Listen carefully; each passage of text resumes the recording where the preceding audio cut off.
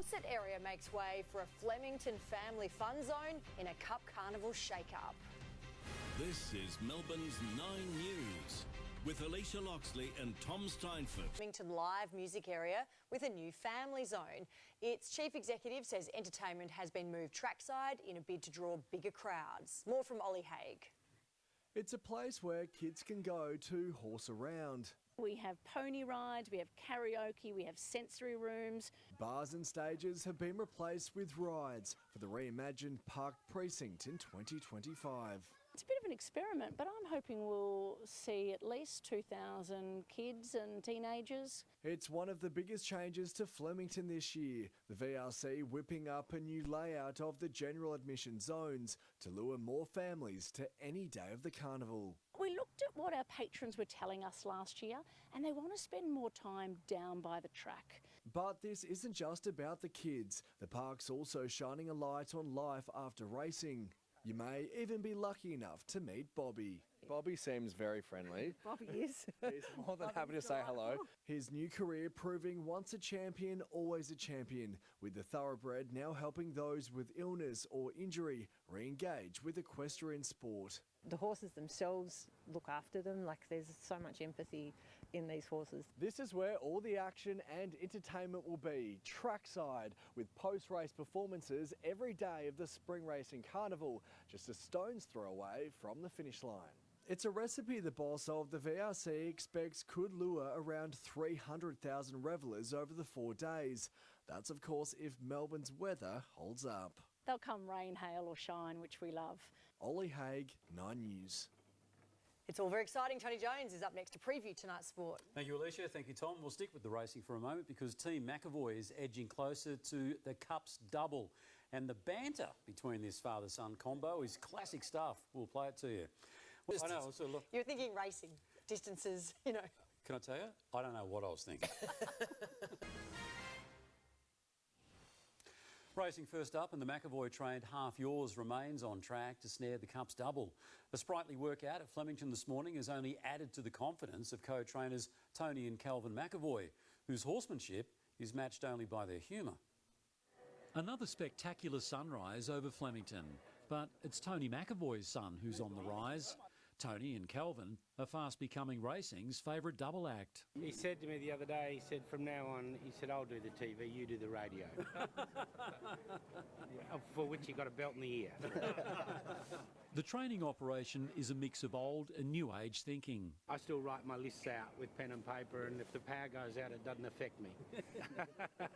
But it's lovely to have this, the modernisation of it all. So he's saying he thinks computers are innovation, but anyway, that's Amid the banter, this pair is getting the job done. No greater example than when Half Yours won the Caulfield Cup, installing it as favourite for the Melbourne Cup. And sharing the glory of a Cups double with Calvin would be a November Father's Day. We've never pushed him, Joe and I. It's just he's wanted to go that path, and what a beautiful thing it's been for his mother and I to have him continue on all our work. Gai Waterhouse was again holding court at Flemington. A microphone check just adding to her list of duties. Her main concern, though, is Vauban. A flop in the Caulfield Cup, an unflattering Melbourne Cup record too. Third time lucky. Twice it's been tried, twice it's failed. Maybe now he's in Oz, he might turn into an Aussie stayer. Gai was shooting from the hip also when it came to suggestions of shortening the derby to 2,000 metres. Keep the bloody thing the way it is. It drives me crazy the way people have to tamper with things. Chris Waller wasn't overly keen to buy into that. Always agree with Gai. Can't go wrong. Waller has more pressing issues, not least whether Buckaroo will run in the Cup. The owners are pushing hard. 50-50 at the moment. There's a lot of discussion still going on. Waller could have as many as 8 Melbourne Cup runners next week. Developing later, we could see a wet Monday up to 25 millimetres and 20 degrees. And Cup Day, at this stage, up to 15 millimetres and a cool 15 degrees. But that will firm up as we get closer to the big day. Tonight, not quite as cold as last night, down to 8 in the city, then a mostly sunny top of 19. Let's make the most of these sunny days. Indeed. Thank you very much, Lavinia.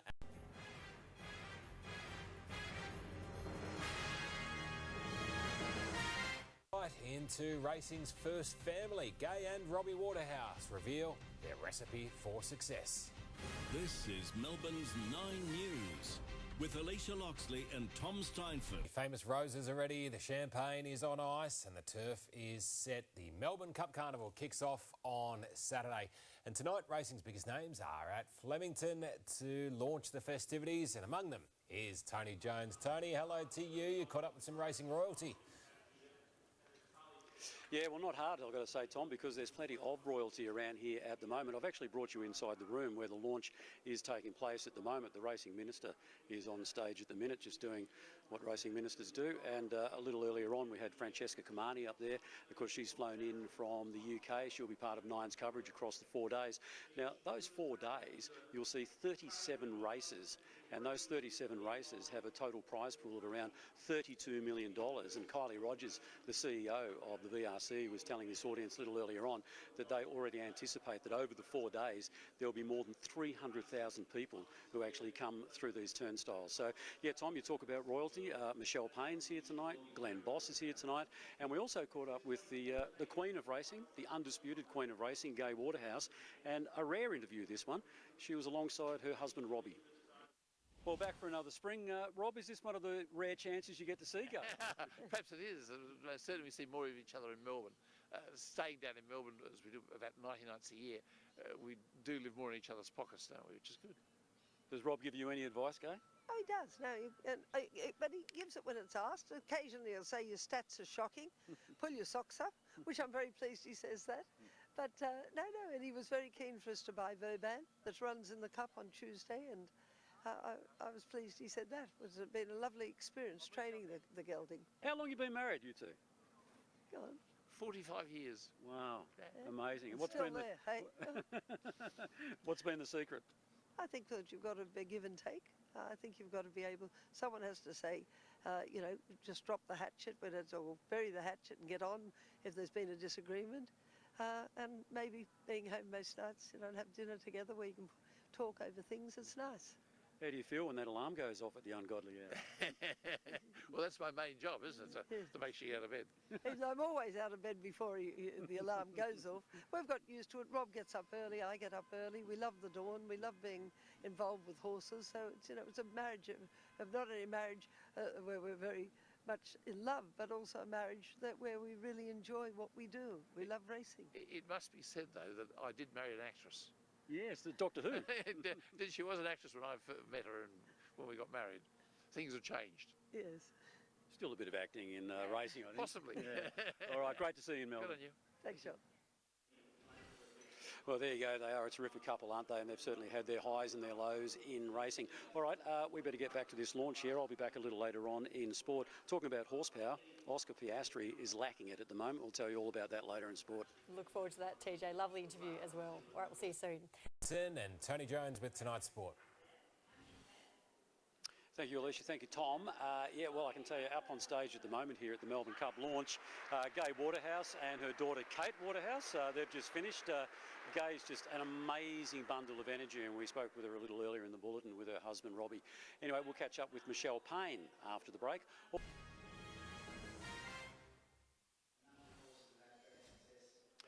Welcome back to the Melbourne Cup launch. On stage at the moment with Francesca Comani is Calvin McAvoy, who of course co-trains with his dad Tony, the favourite for this year's Melbourne Cup in half yours, of course aiming for the Cup's double.